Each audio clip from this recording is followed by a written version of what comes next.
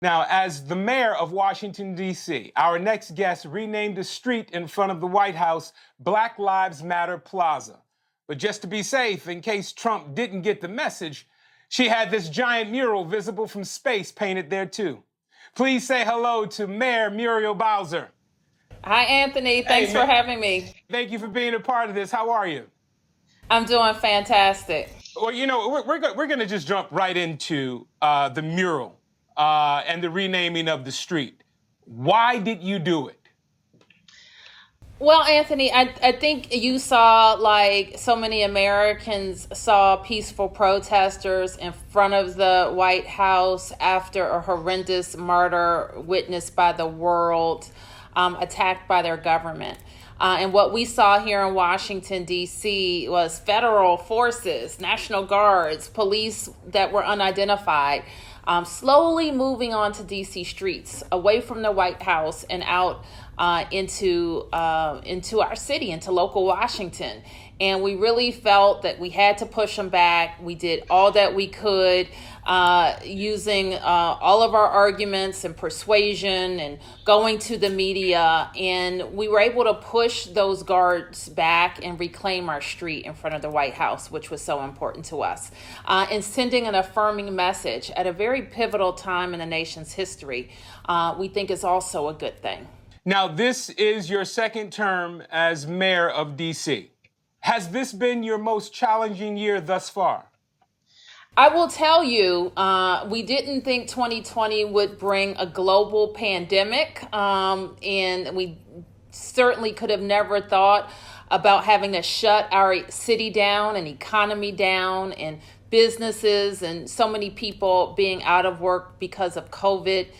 Sustained demonstrations as well have been very challenging. We couldn't imagine it, and it has been incredibly challenging. But I will tell you, all the people who work for us in D.C., 37,000 D.C. government workers, our businesses, our residents have done exactly what we've asked. We've been able to blunt the curve of COVID, and hopefully that means that we'll have a safe, complete reopening of our economy in the very near future. Okay. Switching reels, let's talk about D.C. statehood.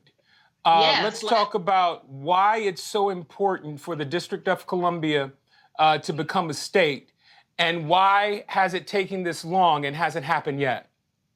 I'm so glad that you're talking about this on late night TV, so millions of Americans will know that the residents of their nation's capital are not treated equally. They will know that our Congresswoman doesn't have a vote. They will know that we don't have two senators, and that is just un-American. We pay taxes, we go to wars, we do everything that's asked of us as American citizens, but we're not represented. So the roots of our lack of statehood go back, and we think are rooted in slavery. We know and we've heard from the highest levels of office in our land that people are against us becoming a state because they think that we will elect two Democrats to the Senate. But we all know that our American citizenship is not based on whether we're Democrats or Republicans.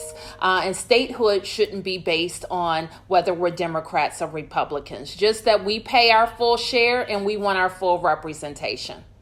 And in saying you pay your full share of your 700,000 constituents or residents of the District of Columbia, you guys pay more taxes than more than 22 states in the country.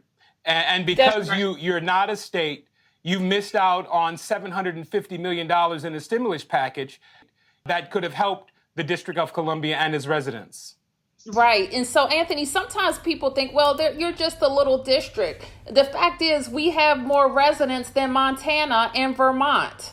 And we have a similar number of residents, and we're a growing city, than two other states. And we give more to the federal government than we get back. So there is a misconception out there that everything that we do is paid for by the federal government. But the last time I checked my pay stub, I pay federal taxes. And That's the same for every taxpayer in the District of Columbia. We pay our federal taxes, but we do not get our fair share back. Okay. Well, ladies and gentlemen, there you have it. Mayor Muriel Bowser of the District of Columbia, hopefully soon to be, and we're going to change the name of the city as well, if that We happens. will be the 51st state, and we will be Washington, D.C., but this time is the Douglas Commonwealth. There you go. And on that, we'll be right back, ladies and gentlemen.